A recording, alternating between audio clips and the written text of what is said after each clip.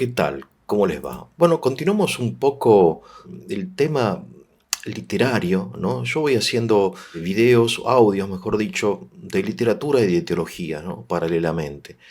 Y empecé en el audio anterior a comentar un poco lo que es la paradoja existencial, ¿no? En Dostoyevsky, ¿no? Que es, como ustedes se dan cuenta si han escuchado el audio anterior, un tema muy evangélico. Se ve en el Evangelio en muchos lugares, ¿no? Es decir, cómo el bien y el mal están entremezclados, ¿no? Y el primero termina siendo el último y el último termina siendo el primero, ¿verdad? Es decir, la paradoja, ¿no? Pero lo hablábamos dentro del contexto del tema de la belleza, ¿no? Que es un tema que ocupa Dostoyevsky en sus obras. Y en particular, aquí en Los Hermanos Karamazov, tenemos un personaje que es el segundo hermano, el del medio, Dimitri, que es un hombre que está como, no sé si decir, sometido por la belleza femenina. Mejor dicho, no es la belleza lo que lo somete, sino su propio desorden, ¿no? Lo que quizás se podría llamar lujuria, aunque en Dimitri hay algo más que la lujuria, ¿no? Es un deseo intenso de vivir, el deseo intenso de vivir que se manifiesta en su caso en su deseo de poseer, ¿no? De acercarse a la belleza femenina, ¿sí? A la mujer.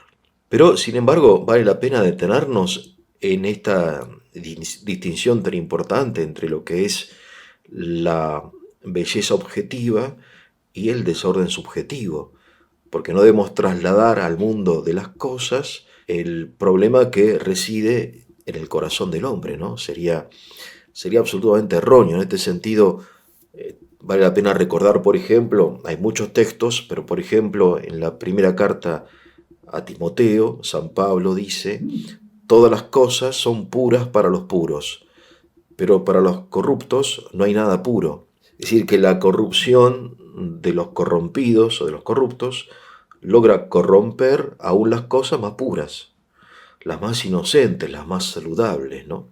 Recuerdo en este sentido un hecho también de la literatura ascética oriental. Salieron cierta vez un grupo de monjes de la iglesia y iban caminando hacia su monasterio y encuentran en su camino a una mujer bellísima, ¿no? Una joven muy atractiva. Y ¿no? Los jóvenes monjes, al verla, esquivaron con la vista, ¿no? Con la mirada, miraron para otro lado o para abajo, ¿no?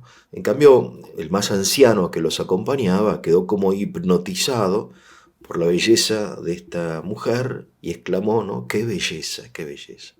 Entonces los jóvenes empezaron a murmurar contra el anciano, como si en ese momento el anciano hubiera cedido a la, entre comillas, tentación. Y claro, ¿por qué esto lo dice el Señor en el Evangelio? En el Evangelio de San Mateo, por ejemplo, capítulo 5 dice, yo os digo que todo el que mire a una mujer para codiciarla, ya cometió adulterio con ella en su corazón. Ahora bien, el Señor no dice todo el que mire a una mujer, sino que agrega una expresión difícil de traducir, ¿no? El texto eslavo traduce con sensualidad. Las traducciones en español más frecuentemente traducen para codiciarla, o sea, para poseerla, ¿no? La codicia termina en la posesión de lo que se codicia, ¿verdad? ¿No? Es decir, hay algo más aquí, ¿no? No es simplemente el placer de mirar algo hermoso, porque el viejo monje, el anciano, sintió placer, porque es la definición de lo bello. Cuando Santo Tomás se pregunta qué es la belleza, él la define quod visum placet, en latín, ¿no? Que significa la belleza es aquello que visto causa placer, quod visum placet. Entonces, obviamente, toda realidad hermosa produce placer en aquel que la observa, ¿no? Que la siente, que la escucha, si es el caso de la música, ¿no? O del canto de los pájaros, o del viento, ¿sí? Es decir, entonces este monje sintió placer, pero no es un placer sensual, sino estético. Es decir, hay dos formas de placer al menos. El placer estético es el que se goza en la visión de la belleza, pero sin intentar poseerla físicamente, ¿no? Es decir, es un placer que puede ser muy intenso, pero que no toca el libre albedrío, no inquieta y nos lleva a hacer tonterías, ¿no? En cambio, el placer sensual, esto que dice el Señor, ¿no? Para codiciarla, es un placer que nos impulsa a la posesión, ¿sí? Claro, los jóvenes monjes que acompañaban al anciano no podían entender cómo se puede mirar a una joven, en su caso, ¿no? Y no sentir el desorden de la sensualidad, ¿no? Bueno, porque es difícil, es difícil. Porque el deseo es fruto de la visión del objeto, ¿no? Entonces, digamos que mejor no mirarlo sería, ¿no? En cierto sentido, la ascética nos enseña que si uno no tiene la intención de poseer algo, mejor no tenerlo en su casa, ¿no? Es decir, por ejemplo, una persona que está dejando de fumar, mejor que no tenga cigarrillos en su casa, ¿no?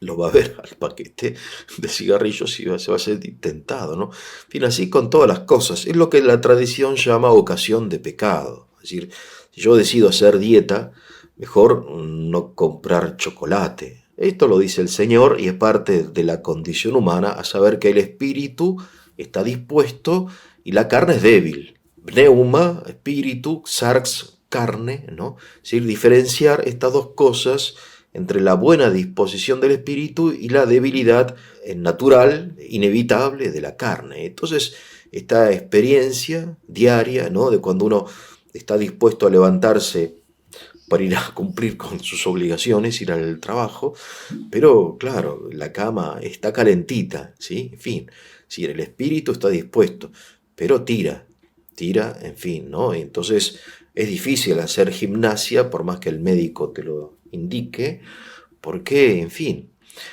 yo quiero vivir una vida sana, pero esto de ir al gimnasio o hacer, no sé, algún tipo de ejercicio, salir a caminar, esto sucede con todas las cosas, ¿no? Pero, sin embargo, e insisto, por más buena intención que tengamos, por más pudor, por más recato que se observe, nunca vamos a poder suprimir la sensualidad interior, ¿no? Que es algo que está dentro de nosotros, ¿no? Como dice el Kempis, portas tecum te ubi foras. Dice, te llevas a ti contigo donde quiera que vayas. Entonces no depende de dónde estemos, ¿no? El ser o no tentados. En este sentido, estuve buscando una vieja lectura que hice, ¿no? De las cartas de San Jerónimo. San Jerónimo cuenta en una de sus cartas que él, estando en la soledad del desierto, ayunando, ¿no? Como una asceta, como un monje, él se había ido al desierto, había estado una temporada en Roma, no le gustó, se fue. Entonces escribe en una de sus cartas, leo, en el desierto salvaje y árido, mi imaginación hacía que me pareciera estar en medio de las fiestas mundanas de Roma, y me imaginaba estar en los bailes, contemplando a las bailarinas, dice Jerónimo, ¿no? Los malos deseos me atormentaban noche y día, hasta que al fin, sintiéndome impotente ante tan grandes enemigos, me arrodillé llorando ante Jesús crucificado. Entonces Jerónimo dice cosas aquí muy interesantes. En primer lugar, que él está en dos lugares al mismo tiempo. O sea, físicamente está en el desierto, pero con su imaginación está en otro lado, a saber, en una fiesta, entre bailarinas, ¿no? En fin, entonces él, aunque con los ojos del cuerpo mira arena y el horizonte y piedras, el desierto, con los ojos interiores de su imaginación, él está mirando y deseando, ¿no? Porque con la sensibilidad desea, pero con el espíritu rechaza, ¿no? Los malos deseos. Porque no es que él consiente, sino que él sufre. Por eso está sufriendo una lucha interior que lo atormenta, se siente atormentado e impotente. Los malos deseos me atormentaban, sintiéndome impotente, me arrodillé, etc. Bien, entonces, volviendo al relato del monje, del anciano, él al ver a esta mujer sintió lo que todos nosotros sentimos al contemplar algo hermoso, un reflejo lejano, pero auténtico, de la belleza divina que resplandece en todas las cosas. Pero claro, la belleza femenina no es simplemente una belleza de tipo estética, sino es una belleza que es como una invitación de la naturaleza a la procreación, mediante la mutua posesión, ¿no? Esto está claro cuando observamos, digamos, el mundo animal, ¿no? Como también entre los animales superiores existe todo esto, ¿no? Es decir, como el mecanismo de la especie, ¿no? La especie que intenta conservarse, reproducirse, continuarse. Hay un elemento primario que implica una atracción, y si nosotros suprimimos todo romanticismo de esto, encontramos aquí una ley básica de la naturaleza, donde la atracción y la atracción de lo bello está al servicio de la procreación, ¿no? O sea, los individuos cumplen con el mandato de la especie. Entonces, Dostoyevsky distingue varias formas de belleza. Él dice que es un enigma, lo leímos en el audio, sí, anterior, ¿no? La belleza es un enigma. Y por otro lado, la belleza salvará al mundo. Esto es un texto muy lindo, ¿no? Que vale la pena reflexionar acerca de esto. No es difícil interpretarlo. Por ejemplo, algunos creen que la belleza a la cual se refiere Dostoyevsky es la belleza estética. Claro, porque la belleza, a diferencia de las ideas o de los deseos, tiende a unir a las personas. O sea, las ideas nos separan. Es decir, le doy un ejemplo, ¿no? Por ejemplo, un auditorio de personas muy diferentes, de creencias muy diferentes, ¿no? De ideologías muy diferentes, que están, sin embargo, todas en silencio escuchando, por ejemplo, la novena sinfonía de Beethoven. Independientemente de las ideas que ellos tengan, la belleza de esa música no solamente les produce placer, sino que produce como una cierta unión afectiva entre los presentes. O sea, como que dejan de lado las ideas y se abrazan en un abrazo fraternal gracias a la belleza, ¿no?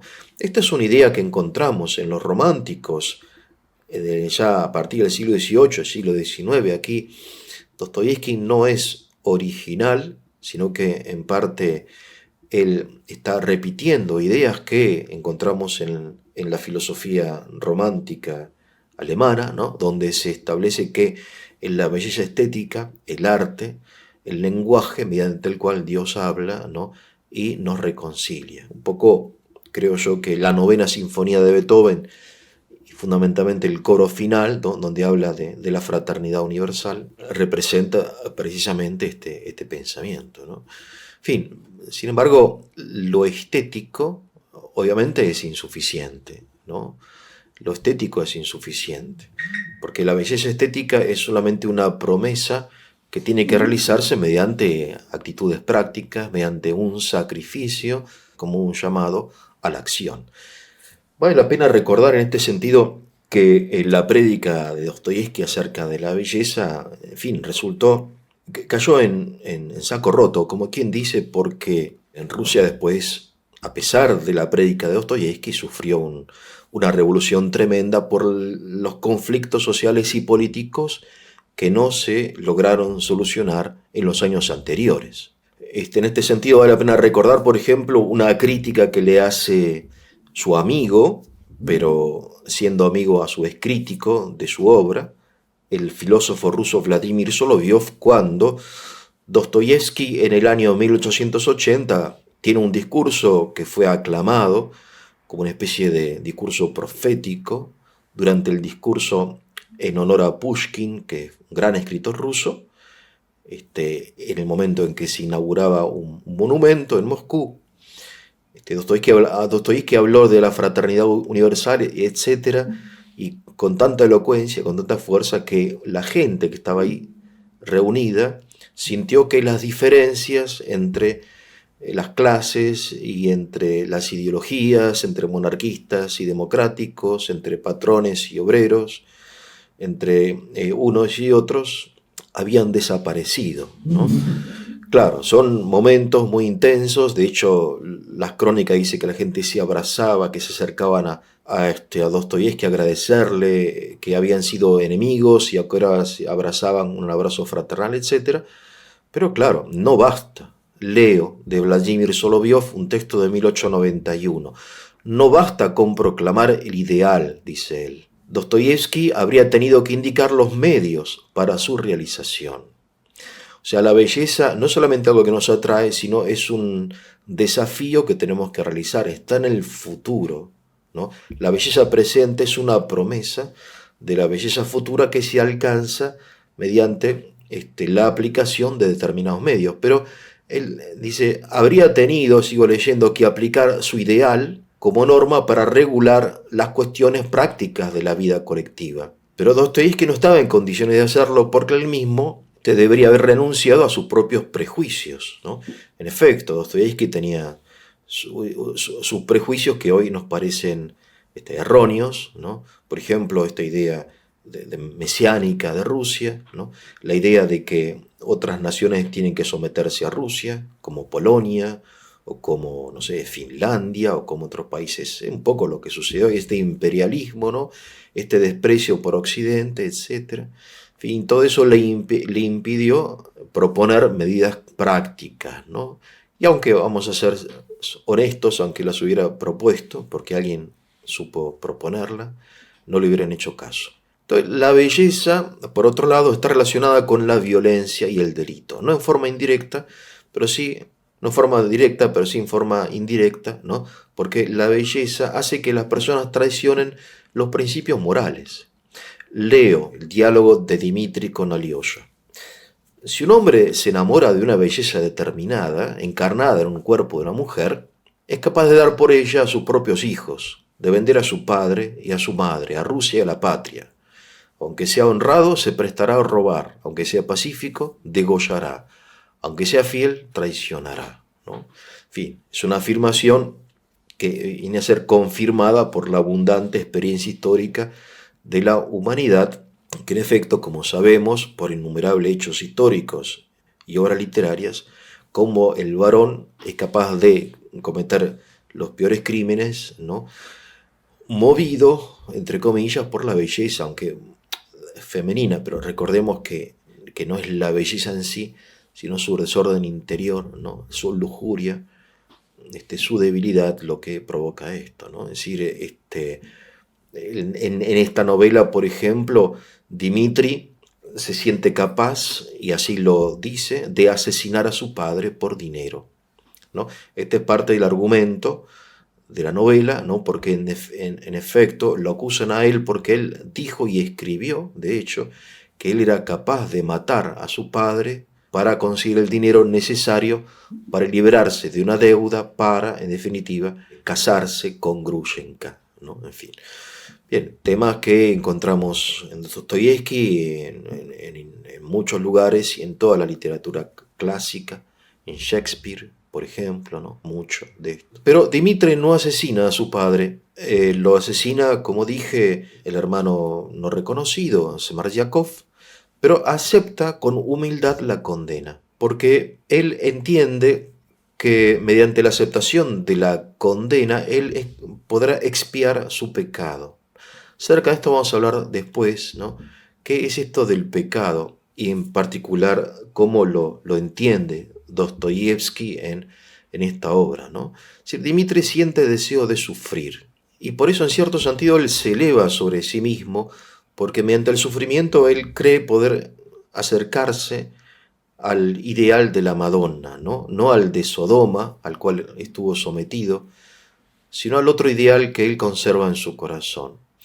Por eso el Starets Zosima, que es el monje, también les comenté en el primer audio, realiza un gesto curioso, incomprendido por los presentes, cuando luego de la reunión que él tiene con todos los Karamazov, ¿no? Por un tema familiar, el Starets, antes de abandonar la escena, se arrodilla frente a Dimitri, ¿no? Y toca con su frente el suelo donde Dimitri está de pie, ¿no?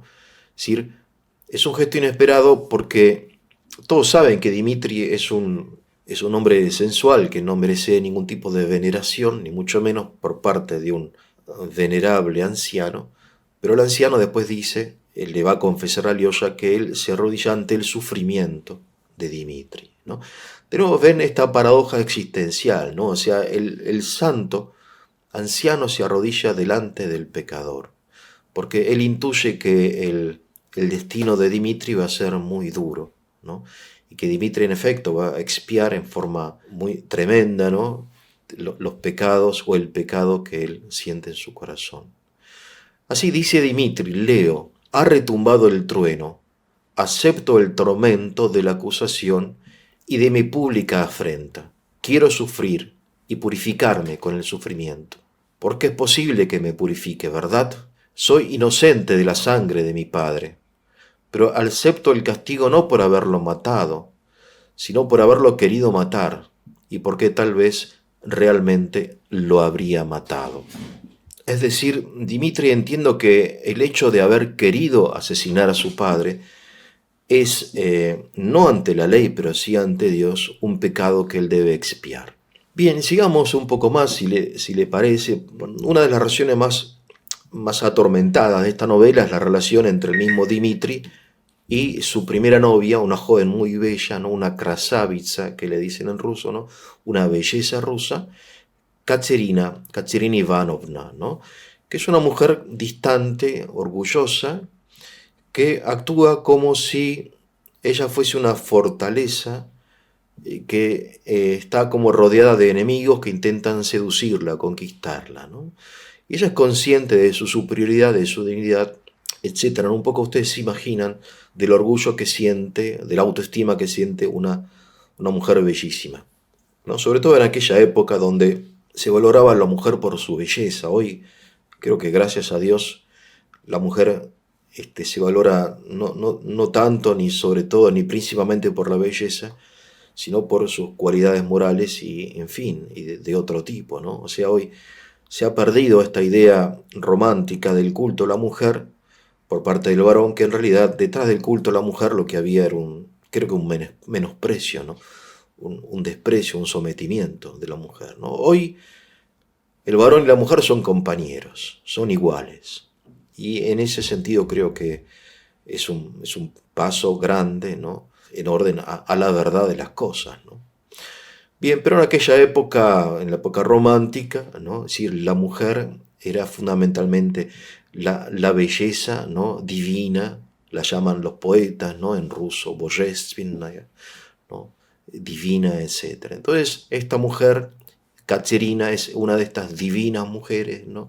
Que son inexpugnables y bueno, los jóvenes se dedican a seducirlas y todo eso. Pero resulta que el padre de Caterina ha contraído deudas, es un militar, ¿no? Un oficial retirado, ha contraído deudas y si no paga las deudas, él irá a la cárcel, ¿no?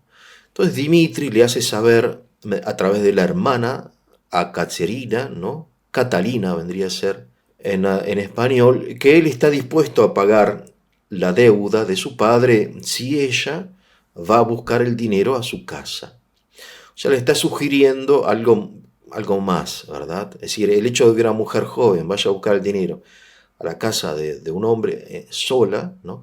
Ya, en fin, significa que, bueno, que él va a intentar algo más y que ella lo acepta, ¿no? Entonces, esta su altanería, su orgullo desaparece porque ella en la desesperación, no pudiendo aceptar que su padre vaya a la cárcel, se presenta de noche en la casa de Dimitri y como que le dice, bueno, aquí estoy, ¿no? Sí, en una película que se hizo acerca de esto, hasta muestran que ella se sienta y empieza a desabrocharse los botones de la blusa.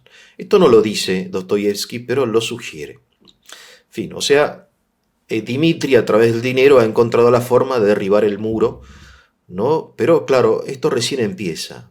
La venganza recién empieza porque él la detiene y le pregunta qué hace, que le dice que ella entendió mal, que ella no vale ese dinero, que si él quisiera tener un rato de diversión con una mujer, podría haber pagado no los 4.000 rublos, sino 200 rublos, y que bueno, que nada, que ella entendió mal que ahí en la mesa está el dinero para su padre y que lo agarre y desaparezca, ¿no? Él la rechaza mientras ella se entrega, ¿no? Es decir, se sacrifica, mejor dicho. Claro, pero ven, es complicado, ¿no? Demasiado como atravesado, diríamos en español, porque él está mintiendo, él realmente la desea, es más, la ama, pero en ese momento no acepta el sacrificio de Caterina. Y por eso ella entiende eso y antes de retirarse le hace una reverencia profunda que se llama, ¿no? Inclina su cuerpo ante su benefactor que tiene piedad de ella, no abusa de su debilidad, él la tuvo en su poder pero fue compasivo. Y él le hace una reverencia a ella porque él se da cuenta que ella está haciendo un gran sacrificio. Para salvar la vida de su padre, es capaz de sacrificar su honor, ¿no? Su virginidad. De modo que Caterina queda en parte agradecida y en parte resentida con Dimitri. Porque Dimitri podría haberle dado el dinero sin haber hecho toda esa escena obligándola a humillarse. Por eso cuando él sea después acusado de asesinar a su padre, Caterina se va a poder vengar y va a atestiguar en su contra. Sí, Dimitri me confesó que tenía la intención de asesinar a su padre, ¿no? O sea, él se venga, o sea, realiza una venganza porque ella, por el orgullo de ella, ¿no? Y ella lo mismo, ¿no? Claro, porque, repito, si él la amaba, ¿qué necesidad había de humillarla, como hizo, ¿no? Dejando que ella se, se desvista como si fuese una prostituta, ¿no? Aún más, Dimitri, no conforme con haberlo humillado, después lo hace público, de modo que todos se enteran que ella hizo lo que hizo, ¿no? Que ella se humilló y que él la perdonó. ¿Esto qué significa? Significa de nuevo algo bastante paradójico, que un hombre puede ser ruin y noble al mismo tiempo, ¿no? Dimitri es un hombre bajo, ruin, que humilla a Catalina, ¿no? Pero por otro lado es un hombre desinteresado, que perdona, que no llega a abusar físicamente de su víctima, es un canalla y al mismo tiempo un héroe. Y bueno, y esto es así, digamos, no hay mucho más que decir. El hombre es al mismo tiempo un canalla y un héroe, ¿no? Para decirlo en términos generales. En fin, lo mismo sucede con Catalina. Catalina realiza un acto bastante vil al acusar a Dimitri de haber asesinado a su padre, cuando Dimitri, en fin, también la perdonó. En fin, al final de la novela ellos se perdonan mutuamente, pero no, en fin, el amor que ellos se tuvieron no prosperó. No prosperó porque, y con esto termino, no es suficiente el amor. El amor no es suficiente. El amor tiene que ser hogareño, tiene que ser domesticado por otras virtudes, ¿no? Es decir, Dimitri amaba honestamente a Caterina, pero Dimitri fue abandonado por su padre, no conoce a su madre, fue educado por extraños, ¿no? Recibió un pésimo ejemplo de su padre, que era un borrachín, un mujeriego.